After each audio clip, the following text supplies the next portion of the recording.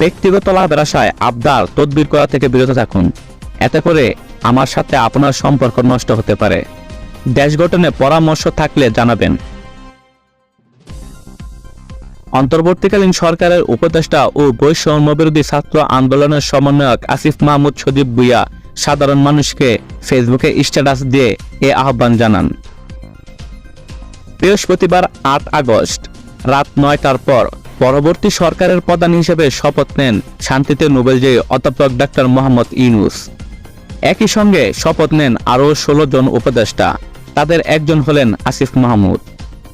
এর আগে ডাক্তার মোহাম্মদ ইউনূসকে অন্তর্বর্তীকালীন সরকারের প্রধান উপদেষ্টা রেখে মোট ১৭ সদস্যের নামের তালিকা প্রকাশ করেন মন্ত্রিপরিষদ বিভাগ।